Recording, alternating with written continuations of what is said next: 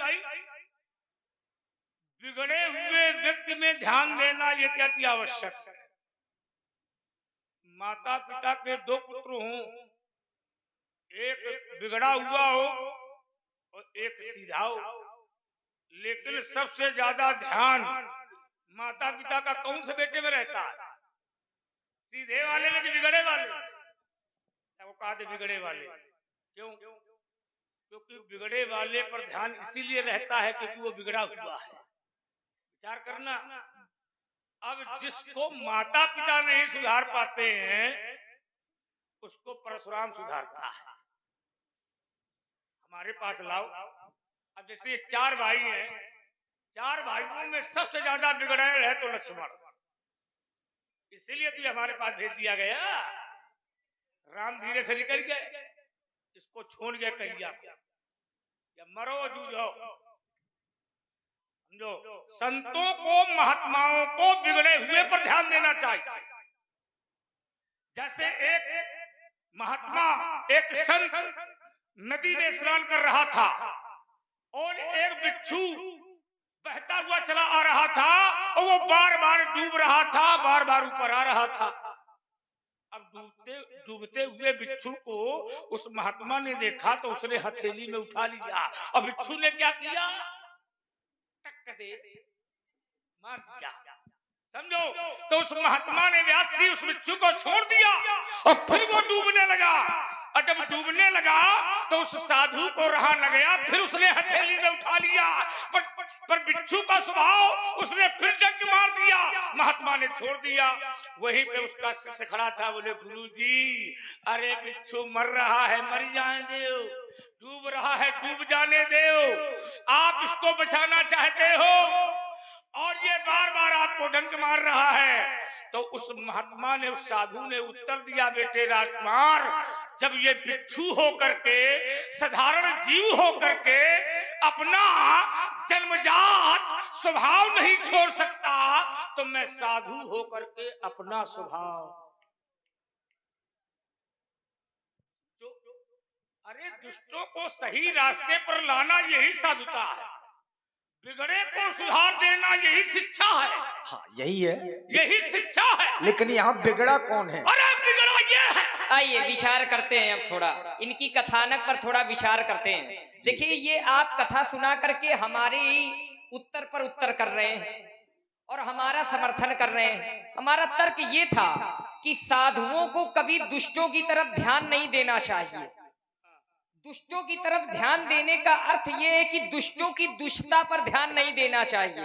और आपने कथा क्या सुनाई कि एक साधु महात्मा थे, वो स्नान कर रहे थे, अब बिच्छू उनको बार बार काट रही थी। अब देखो, अगर वो साधु बिच्छू की दुष्टता की तरफ ध्यान दे देते कि ये बार बार हमको काट रही है, तो फेंक देते, लेकिन उन्होंने दुष्टता की तरफ ध्यान नहीं दिया, उन्होंने अपनी साधुता की तरफ ध्यान दिया, उसकी दुष्टता को दूर रखा और उसको जल से बाहर निकाला।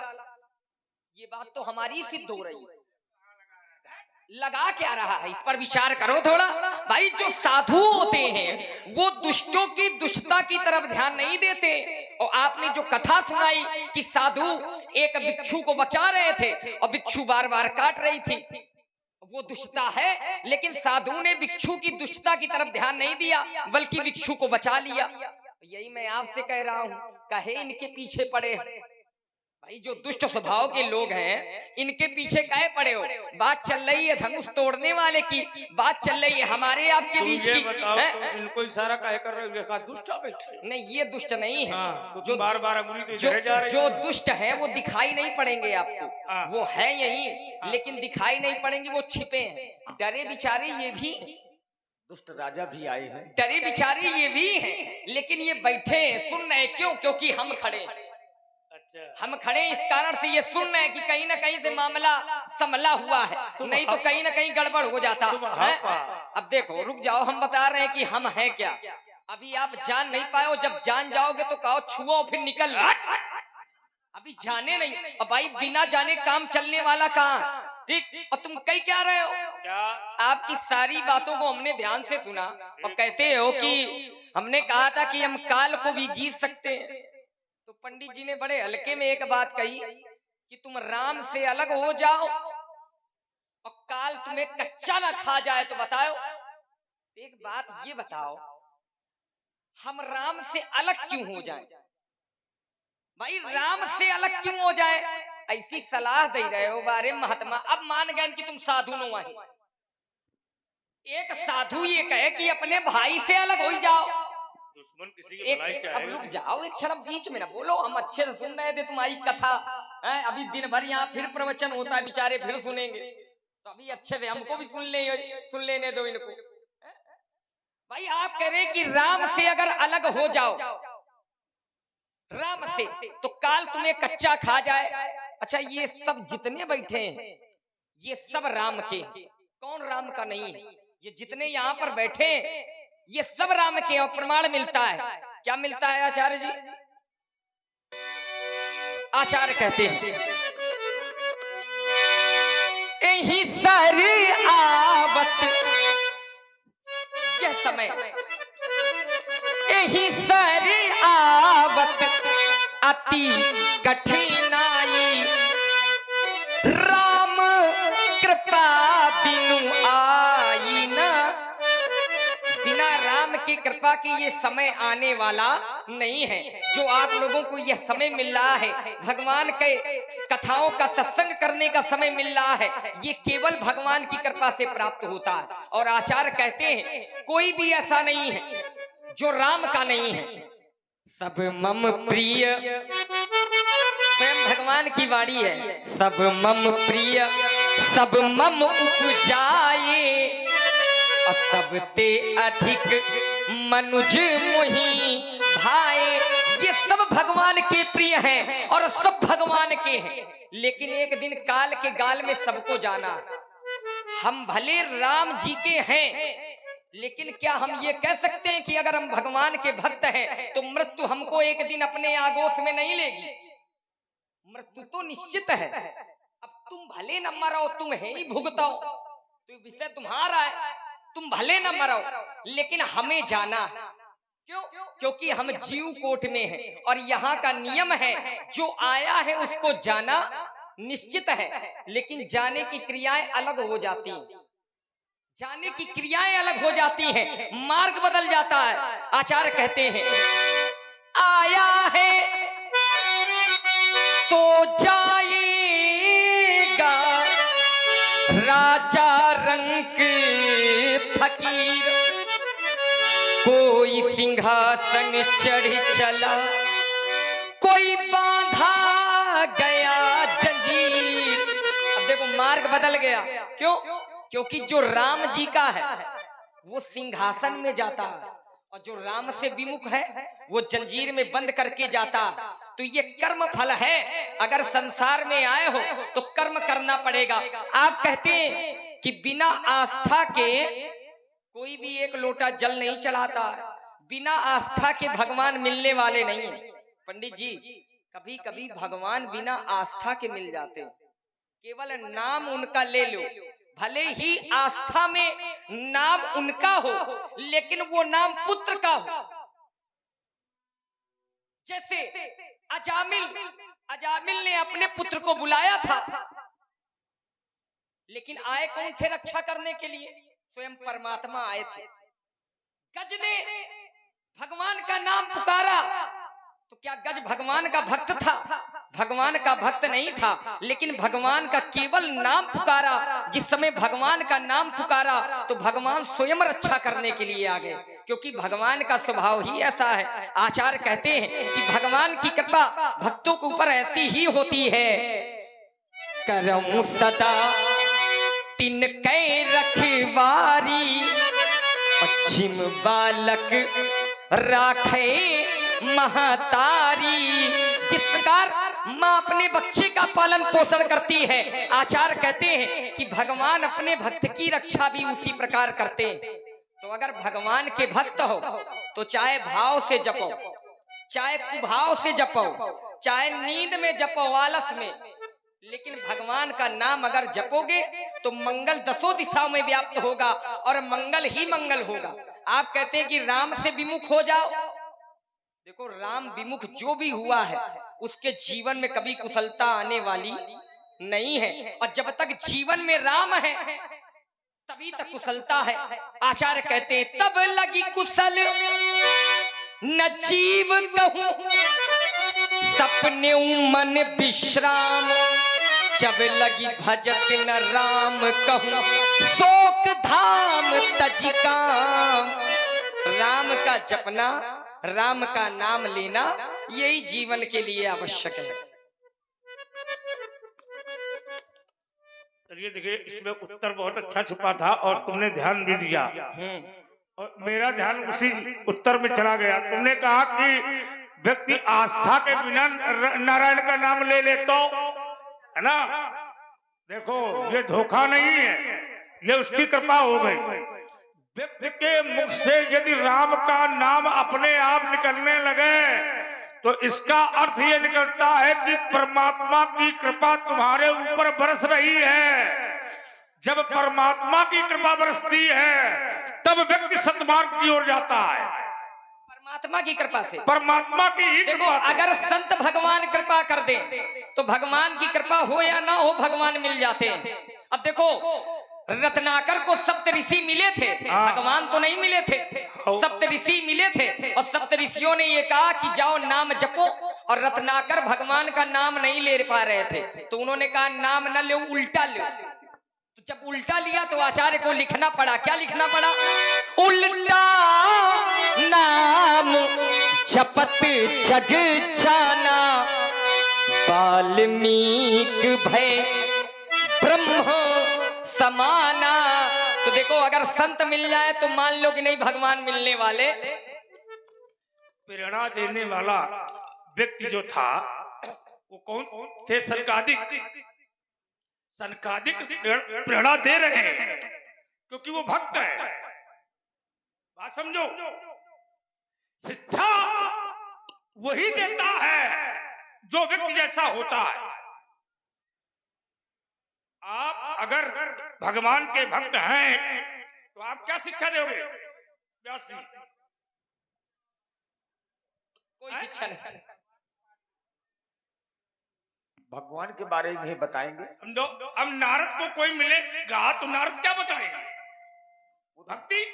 दिन भर नारायण नारायण करते हैं। साधु को तुम मिलोगे, साधु की संगत करोगे तो साधु क्या बताएगा? भगवान का भजन करो। भाई, साधु संत महात्मा ये ज्ञान क्या दे सकते हैं? इनके पास है क्या? परमात्मा के नाम के अलावा इनके पास कुछ नहीं है। और जो साधु होते हैं, संत होते हैं, इनके पास कुछ नहीं होता। इनके पास कोई राजमहल नहीं होता, इनके पास कोई सिंहासन नहीं होता। रत्नाकर की इच्छा जो थी वो चोरी करने की थी। सनकादियों को पकड़ा था, लूटने के लिए पकड़ा था, लेकिन समस्या ये थी कि वो लूटना चाहता था, लेकिन जब उनके पास कुछ हो तब तो लूटे। अब लूटना चाहता था लेकिन उनके पास कुछ निकला नहीं। अच्छा, जो कुछ था तो उन्होंने कहा कुछ दे, कुछ। तो भैया उनके पास है का? तू कह राम राम जपो, राम राम जपो, क्योंकि उनके पास राम के अलावा दूसरा कुछ है ही नहीं। भाई, धन है नहीं, है कि सोने की जंजीर पड़ी हो तो आओ ले ले, कुछ नहीं। राम के अलावा उनके पास कुछ नहीं था, जो था उन्होंने दे दिया। अब वो कह रहा है हम जप नहीं पाते हैं, तो उन्होंने कहा कि उल्टा जपाओ, उल्टा जपो। और जब तुम उल्टा जपोगे तो राम निकलेगा, सीधा जपोगे तो राम निकलेगा। तो वही उल्टा नाम जपति जग जाना और वाल्मीकि भय ब्रह्म समाना, क्योंकि राम स्वयं में शिवत्व रामत्व ब्रह्मत्व में है। जब राम शब्द ही ब्रह्मत्व में है तो उस राम का जपने वाला व्यक्ति ब्रह्मत्व में ही होता है। समझिए, यदि रमन्ते योगिना, अगर रम जाए व्यक्ति तो वो योगी बन जाता है, रम जाए व्यक्ति तो साधु बन जाता है, राम में रम जाए तो वो साधु बन जाता है, सन्यासी बन जाता है। त्याग विरसावनोयतः, त्यागना ही तपस्या है। देखिए सनकादिक ऋषियों ने रत्नाकर से कहा कि नाम जपो, तो रत्नाकर ने कहा ये क्या होता है, क्या जपने के लिए कह रहे हो, हमको ये सब नहीं चाहिए, जो होए वो दो। तो वो भगवान के भक्त थे, संत थे, चतुर थे, तो उन्होंने कहा ये बताओ ये जो तुम सब कर रहे हो, मारकूट चोरी चकारी, ये बताओ किसके लिए कर रहे हो। तो रत्नाकर ने कहा कि अपने परिवार के लिए कर रहे हैं। तो कह रहे हैं परिवार के लिए चोरी कर रहे हो, ठीक, तो क्या परिवार जिस समय ये चोरी का फल तुमको मिलेगा तो परिवार तुम्हारा सहभागी बनेगा। तो रत्नाकर ने कहा जरूर बनेगा। तो कह रहे हैं जाओ पूछ के आओ। रत्नाकर महाराज गए पूछने के लिए, पत्नी से अपने पूछा क्यों, ये चोरी करके धन लाता हूं और इससे भरण पोषण होता है, ये बताओ जब इसका फल मिलेगा तब हमारा साथ दोगी। तो रत्नाकर की पत्नी ने कहा कि कर्म तुम कर रहे हो तो फल तुमको मिलेगा कि हमें मिलेगा। तब रत्नाकर की बुद्धि खुली, क्योंकि कर्म जो करता है फल उसे ही मिलता है, वापस आए। नहीं तो इससे कौनो चोर का कहो जाके तुम कि नाम जपो तो वैसे धरी। नहीं बहुत सुंदर, रुक जाना, इसमें चिंतन करिए। रत्नाकर की बुद्धि तब खुली, हाँ, क्योंकि परिवार ने साथ नहीं दिया। देखिए पत्नी ने कह दिया कि कोई साथ देने वाला नहीं है, तुम्हारा कर्म है, तुमको फल मिलेगा। तो जिस समय सनकादिक ऋषियों ने कहा कि कोई साथ नहीं देगा, केवल एक नाम ही साथ देगा, ये नाम।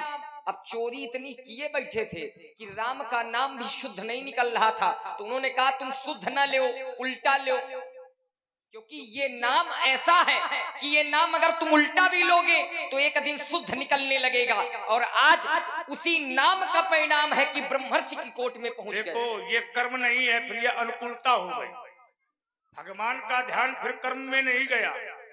रत्नाकर राम के अनुकूल हो गया। अनुकूल का अर्थ होता है कि जो पिछले तुमने पाप किए हैं वो सब मिट गए। विचार करना, जैसे 100 पुण्य और 1 पाप, आप 100 पुण्य करिए और फिर 1 पाप करिए तो वो 100 पुण्य 1 पाप के साथ में समाप्त हो जाएंगे। विचार करना, 100 पुण्य 1 पाप में समाप्त हो जाते हैं, और 100 पाप करिए और इसके बाद पुण्य के रास्ते पर चले जाइए तो वो 100 पाप पुण्य में प्रवेश होकर के भस्म हो जाएंगे। बात समझना, ये है सन्मुख होए जीव ही जब ही तो जन्म कोटि अग्नासौ। पिछला किया गया पाप जब राम के व्यक्ति अनुकूल हो जाता है तो व्यासी पिछला किया गया कर्म और जो पाप होता है वो भोग से दोष से मिट जाता है, क्योंकि राम के अनुकूल हो गया है। बात समझिए पहले। अब रही बात पत्नी की, ले लो थोड़ी सी हमसे। रत्नाकर ने कभी अपनी पत्नी अपने बच्चों को बताया ही नहीं कि वह चोरी करता। आप समझिए, जब पत्नी ये नहीं जानती है कि तुम ये धन कहां से ला रहे हो, अब तुम दिखा तो रहे हो कि मैं ये ला रहा हूं, वो ला रहा हूं, लेकिन तुमने पत्नी से बताया तो नहीं। अगर तुमने अपनी पत्नी को बताया होता कि मैं धन चोरी करके लाता हूं तो वो पत्नी ये निश्चय कहती कि तुम जो चोरी करते हो ये महापाप है। समझिए, तुम बाद में बताने गए, जब भोगे हो तो पहुंचे हो, अब बाद में तुमने कहा मैं चोरी करके लाता हूं। कौन ऐसी पत्नी है जो कहते है कि तुम हूं भोगो हम हूं भोगन? बताओ कौन ऐसी धरती में नारी है जो अपने पति से ये कहेगी कि तुम भी भोगो हम भी भोगे, खूब चोरी करो? आज तक कोई धरती में नारी ऐसी पैदा हुई है क्या जो अपने पति को नरक में ले जाएगी? वो पत्नी नहीं हो सकती है। पत्नी का ये धर्म नहीं है जो तुम बता गए। रत्नाकर ने बताया कि मैं चोरी करके लाता हूं, मार काट करके लाता हूं और इस धन से मैं तुम्हारा पेट पालता हूं। तो पत्नी ने कहा चोरी तुम कराओ, डकैती तुम डालाओ, मार काट तुम करते हो, तो भोगेगा कौन? भोगेगा तू। तुमने चौपाई पढ़ी थी, काहू न कहू, तुमने पढ़ा था, काहू न कहू सुख दुख कर दाता, निज कृत कर्म निज कृत कर्म भोग सब भ्राता। याद रखिए, देखिए महाराज, अब हम जैसा धन कमा करके अपने बच्चों को खिलाएंगे, उसी धन का परिणाम हमारे बच्चों को भी भोगना पड़ेगा। आइए, छोटी छोटी बातों पर उत्तर होता चले, चिंतन अच्छा आता चले। आपने एक बात कही कि अगर आप 100 पुण्य करते हैं और उसके पश्चात एक पाप आप करते हैं तो वो 100 पुण्य समाप्त हो जाएंगे। ऐसा नहीं है, ऐसा नहीं है। आचार्य इसकी सम्मति नहीं देते। अगर आप 100 पुण्य करते हैं तो 100 पुण्यों का फल आपको अलग मिलेगा, और जो एक पाप आप कर रहे हो उसका फल आपको अलग मिलेगा, क्योंकि दोनों कर्म फल अलग अलग है और दोनों का धरातल अलग है। जैसे प्रश्नोत्तरी में जब विद्यार्थी परीक्षा देने के लिए जाता है तो अगर एक प्रश्न उसका गलत हो जाए तो क्या जितने सही है उनको भी गलत कर दिया जाता? ऐसा नहीं होता। अरे उदाहरण लगाओ, पढ़ाई हमने की है, तुम्हारे जैसे थोड़ी ना लोहा लंगड़ लिए घूमे। देखो ये शिक्षा है, यही शिक्षा है, इसको मानो। जैसे आप भगवान का नाम 100 बार लेते हैं और उसके बाद न लो, दूसरे दिन लो, तो क्या वो 100 नाम समाप्त हो गए? ना। अगर आप भगवान का चिंतन कर रहे हैं तो वो भगवान का नाम स्थिर है, फिर वो 101 से ही शुरू होगा आपका। ठीक, तो पुण्य कभी छीण नहीं होते, लेकिन पाप छीण हो जाते। कब होते? अगर आप भगवान के चरणों में चले गए हैं तो उन पापों का परिणाम कम हो जाएगा, लेकिन फल जरूर मिलेगा, निश्चित है। अगर आप भगवान के अनुकूल होते हो, जैसे जयंत ने अपराध किया, जयंत ने अपराध किया और ब्रह्मा के पास गया, भगवान शंकर के पास गया, लेकिन किसी ने भी जयंत को शरण नहीं दी। क्यों? क्योंकि जयंत का अपराध था। जयंत को स्वयं परमात्मा के पास जाना पड़ा और शरण में गया तो भगवान को क्षमा कर देना चाहिए, लेकिन भगवान ने क्षमा तो किया, लेकिन अपराध का फल भी दिया। आचार्य को लिखना पड़ा कि एक नयन कर तजा भवानी। तो अगर पाप करोगे तो फल मिलेगा, लेकिन भले कम मिले, लेकिन मिलेगा। आचार्य कहते हैं, क्या कहते हैं? कर्म जो करेगा करई जो कर्म पाबु फल सोई। अगर आप बुरे कर्म करते हो तो ये निश्चित ही है कि महाराज परिणाम में आपको फल भुगतना पड़ेगा, लेकिन अगर भगवान की शरण में हो तो वही फल आपको कम मिलेगा, दुख कम मिलेगा, क्योंकि आप भगवान के शरण में हो। भगवान के शरण में जाने के पश्चात उन पापों का परिणाम कम हो जाता है, दुख कम हो जाता, क्योंकि भगवान की शरण जाने के बाद फिर सब कुछ दुख और सुख बराबर हो जाते हैं। परमानंद की अनुभूति होती है जब भगवान के चरण में चले जाओ। आपने एक बात और कही कि नारी कभी पाप में साथ नहीं देती है। महाराज, ऐसी ऐसी पतिव्रता नारी हुई हैं जो पाप में भी अपने पति का साथ देती हैं। जालंधर भगवान का अवतार था, भगवान का अंश था, लेकिन दुरात्मा बन गया, देवताओं के विरुद्ध खड़ा हो गया युद्ध करने के लिए। तो क्या नारी ने उसका साथ छोड़ दिया? नारी ने साथ नहीं छोड़ा, क्योंकि नारी का यही धर्म है कि पति जिस मार्ग में है वो मार्ग भले गलत हो या सही हो, लेकिन अगर पति उस मार्ग में है तो पतिव्रत नारी का यही धर्म है कि वही मार्ग उसके लिए सही है। आप कहते हैं नारी रास्ता बदल देती है, नारी साथ छोड़ देती है। अरे महाराज, जो नारी साथ छोड़ दे वो पतिव्रत नारी ही नहीं हो सकती है। पति को वनवास हो गया, नारी साथ छोड़ देती, वन में ना जाती, महलों में रहती, लेकिन पतिव्रत नारी का यही धर्म है कि जहां पति है वहीं उसके लिए सुख है। और आचार्य को लिखना भी पड़ा कि पति के लिए पत्नी का धर्म क्या होता है। आचार्य कहते हैं, अब तुम्हारे तो है नहीं है तो तुम कहा जानो। हाँ, हमारे तो खाता बंद है, चुप रहो। एक ही धर्म एक व्रत नेमा, काय वचन कर पति पद प्रेमा। पति के चरणों में प्रेम रखना ही यही नारी का कर्तव्य है। और नारी के लिए आचार्य लिखते हैं कि पति से विमुख होना कैसा होता है, तो लिखा गया जिय बीनू देह नदी बिनवारी अतैसीय नाथ पुरुष बिन नारी। नारी।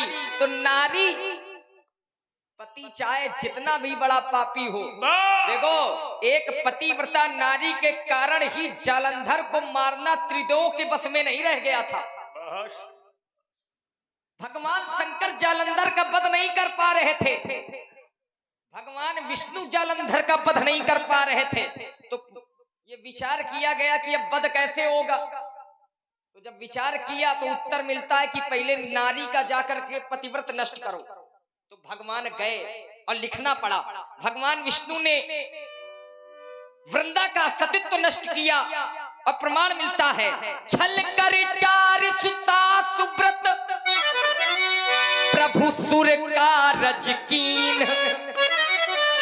तो अगर पत्नी पति के साथ है और पतिव्रत धर्म का पालन पत्नी कर रही है तो पति का बाल बाका करने वाला त्रिदेव भी नहीं है। अगर पत्नी, अब तुम कहा जाओ, सही बात है, कितना बढ़िया उत्तर करते हो। इसी में राज छुपा है, तुम इतनी देर तक विरोध कर रहे हो। लाओ राज क्या छिपा है। अरे राज, तुम भगवान का ही विरोध कर रहे हो खड़े हो करके। हम भगवान का काहे नहीं कर कैसे? अगर सती वृंदा, विचार करिए व्यासी, चिंतन करिएगा, जालंधर अत्याचारी है और सती वृंदा पतिव्रता नारी है, पतिव्रत धर्म का पालन करती है और धर्म की आड़ में अधर्म हो रहा है। सोचो, धर्म की आड़ में अधर्म, और ये काम भगवान को अच्छा नहीं लग रहा। तुम बड़ाई कर रहे हो, तुम बड़ाई क्या कर रहे हो। अगर व्यासी पतिव्रता नारी की आड़ में उसका पति अधर्म करता है तो ये अच्छा है कि खराब। तुम्हारी बात हम कहने कोने में धरन। देखो पंडित जी, रुको, बात चल रही थी पतिव्रता नारी की। नहीं, यही मैं उत्तर कर रहा हूं। नारी के बड़ाई की बात नहीं, यही बात नारी की मैं थी। कह तो रहा हूं, बात धर्म की नहीं थी। सुन तो रहे हो, अगर सती वृंदा ने साथ दिया तो क्या भगवान ने कहा कि तुम ठीक कर रही हो। तुम समझो, तुम भगवान की बात मानोगे कि नारी की। नहीं तो भगवान ने श्राप स्वीकार नहीं किया। अरे फिर भी बात आ गई। अब भगवान श्राप ले ले, भगवान पत्थर का बन जाए तो क्या भगवान का कुछ हट गया क्या। नहीं, भगवान ने बिल्कुल नहीं कहा कि तुम सही कर रही हो। भगवान ने ये भी नहीं कहा कि तुम बुरा कर रही हो। सुन तो लिया करो, हमारा फंदा इतना कमजोर नहीं पड़ता लाला। हल्के में न ले, हम हल्के महात्मा नहीं है। बात ये फंदा गलत सुन ले, बर्दाश्त करो, बर्दाश्त कर लीजिए थोड़ी देर। हम जानते हैं कि कभी कभी सत्य बर्दाश्त नहीं होता, सत्य ही बर्दाश्त होता है, असत्य नहीं होता। झूठ के रास्ते पर चलने वाला व्यक्ति कभी सत्य को बर्दाश्त नहीं कर सकता। और तुम पुश्तैनी बेईमान हो। पुश्तैनी? अरे मैं क्या रहा हूं। अगर तुम ये बात कह रहे हो कि सती वृंदा ने ये किया तो क्या तुम सही बताओ, तुमको राम की सौगंध है, क्या सती वृंदा सही कर रही थी? सही कर रही थी। सही कर रही थी तो रुक जाओ, तो भगवान ने छल क्यों किया? और फिर भगवान ने अच्छा किया कि खराब किया? भगवान ने भी अपनी जगह सही किया। जो दोनों पक्ष में, दोनों अपने स्थान पर दोनों सही है। इधर भी बोल रहे, उधर भी बोल रहे, एक पक्ष बनाओ। अब उत्तर हमारा रास्ता सुन लो, हमारा हमारी सुन लो, नहीं उत्तर मिल जाएगा तुरंत। सुन ले, बात ये है, सुन ले, ये पुचकार हो ना, पुचकार नहीं है, क्योंकि हमको मालूम है तुम गलत बोल रहे हो। गलत नहीं बोल रहे, अब हमारी थोड़ी सुन लो। देखिए, जो काम भगवान को अच्छा न लगे वो भगवान के भक्त को भी अच्छा नहीं लगेगा। और आप हैं श्री तुलाराम यादव जी, आचार्य जी, आपकी ओर से 51 पुष्प मुद्राएं भगवान परशुराम जी और लक्ष्मण जी के चरणों में समर्पित हैं और कह रहे हैं कि बालक समझ करके आप लक्ष्मण जी को डांटे नहीं। नहीं, डांट नहीं रहे, पुचकार रहे। देखिए, मैं जो है गाय के बछड़े को पुचकारना जानता हूँ। भले मेरे पास गाय ना हो तो क्या हुआ? सुन तो ले इतनी बड़ी बात बोल गए, लोग समझ गए क्या मैं कह रहा हूँ। वैसे आपने बच्चों तक को छोड़ा नहीं नहीं, है। बच्चों को छोड़ा नहीं, तभी तो मैंने गाय शब्द लगाया। बच्चों को मैंने छोड़ा नहीं, तभी तो मैंने गाय कह दिया। नहीं, तुम्हारे पास नहीं, लेकिन तुम्हारे पिताजी के पास तो है। हमारी फिर वही बात आ गई। अच्छा ये बताओ, और भाई अरे पिताजी के पास में गाय है, थोड़ी देर के लिए गाय के पीछे पूरी लड़ाई है हुई है तुम्हारे परिवार में। गाय के पीछे देखिए, गाय हमारी माता है। इतने लोग बैठे हैं, अगर किसी के घर में गाय पली है और कोई कसाई आकर के उसको काटने लगे तो क्या तुम विरोध नहीं करोगे? नहीं तो क्या वो काटने का प्रयास कर रहा है? अरे वो अत्याचारी काट देता, बहा देता, वो क्या करता? पापी पापी होता है, अत्याचारी अत्याचारी होता है। तो व्यासी काटने के लिए उसने नहीं मांगा था, वाला व्यक्ति काटने के लिए नहीं मांगा था। झूठ बोल रहे हो। सुन तो ले, छीन करके ले गया था। छीन करके ले गया तो क्या आरती उतारने के लिए ले गया? काटने के लिए नहीं ले गया। हम ये नहीं कह रहे, हमारी बात समझिए। मैंने कसाई शब्द लगाया है, मैंने कसाई शब्द लगाया है। तर्क क्या तुम था? बीच बोलते हो, सुनते हमारी भी सुन लो ना। नहीं, तुम्हारी हम सुनेंगे, लेकिन पहले हमारी बात पूरी होने दो। चलो बात पूरी करो, आप जल्दी करो। जल्दी करो, जल्दी नहीं क्या करेंगे। उत्तर क्या है आपका इसमें? देखो, वृंदा सही है कि भगवान सही है? मारिए तो ठीक से मारिए, नहीं मारिए नहीं, और इतना मारो कि वो मर जाए। दुश्मन को छोड़ देना ये बुद्धिमानी नहीं है, और दुश्मन को हल्के में लेना ये बुद्धिमानी नहीं है। अब मैं दुश्मन को हल्के में लेता नहीं हूं। अगर सती वृंदा का ये जो अपने पति के प्रति पतिव्रत धर्म है, अगर ये सही होता तो भगवान ने ऐसा क्यों किया? और फिर भगवान जो करता है उसका विरोध कभी भक्त नहीं करता। विचार करिए, अगर धर्म की आड़ में अधर्म बढ़ रहा है तो भगवान का ये नियम है कि वो धर्म की आड़ में यदि अधर्म बढ़ता है तो भगवान धर्म को भी नष्ट करता है। वृंदा गलत होती तो उसकी पूजा नहीं होती महाराज। इसी कारण से मैं रोक रहा एक क्षण रुकिए, तुमने खुद दिया, मैं इसे फिर बोलूंगा। और आप हैं लेखपाल अशोक कुशवाहा जी, आपकी ओर से 101 पुष्प मुद्राएं भगवान परशुराम जी और लक्ष्मण जी के चरणों में समर्पित हैं। साधुवाद। देखिए, ये पूजा जो तुलसी के रूप में वृंदा की हो रही है, इसमें भी भगवान का ही प्रभाव है। भगवान ने ही वृंदा से कहा था, तुमने जो सतीत्व धर्म का पालन किया है ना, लक्ष्मी ने ये श्राप दिया था कि तुम वृक्ष हो जाओ, तुलसी बन जाओ, तो भगवान ने ये कहा था तुम तुलसी बन गई हो, पर मेरे भोग में जब तक तुलसी का एक पत्ता नहीं चढ़ेगा तब तक भोग लगने वाला नहीं है। ये भगवान की इच्छा है कि वो किसकी पूजा बढ़ा दे और किसकी पूजा घटा दे, ये भगवान के ऊपर निर्भर करता है, किसी इंसान के ऊपर नहीं है। ये विचार करिए, ये भगवान का अपना निज धर्म है। और चलिए, आपने जो उत्तर किया है, कहाँ का? तुमने कहा कि इंद्र का बेटा जयंत, और तुमने उत्तर दिया, और तुमने कहा वो शरण में चला गया। शरण में चला नहीं गया, शरण में भेजा गया। क्या बात, ये तो ऐसे शिक्षा दे दी। इंद्र किसने भेजा था? हाँ, भेजा गया, नारद ने भेजा। वो कुछ नहीं जानता था उसने। और देखिए, ये जो उसने पाप किया था, ये उसने जानबूझ करके किया था। अपराध जो जानबूझ करके किया जाता है वो क्षमा नहीं होता। अनजान में किया गया अपराध तो क्षमा हो सकता है, पर जानबूझ करके किया गया अपराध कभी क्षमा नहीं होता। और जयंत ने जो अपराध किया था वो जानबूझ करके किया था। वो भगवान की परीक्षा लेना चाहता था, भगवान के बल की। और भगवान के बल की कोई परीक्षा ले, अच्छा, जिसकी परीक्षा लेने के लिए उसने चोंच मारा, वो तो तुम्हारी दृष्टि में क्या उसने अच्छा किया? तो वैसी क्या लक्ष्मण की दृष्टि में जयंत ने अच्छा किया था? लक्ष्मण की दृष्टि में भी अच्छा नहीं किया था।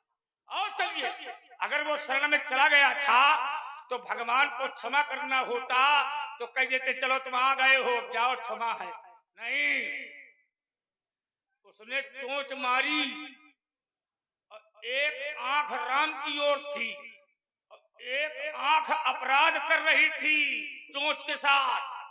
तो जो आंख चोंच के साथ अपराध कर रही थी, राम ने वही आंखी उस कौवा की होठा क्यों? अपराध अपराध है। तभी लिखा है मानसकार ने, एक नयन करी तजा भमा।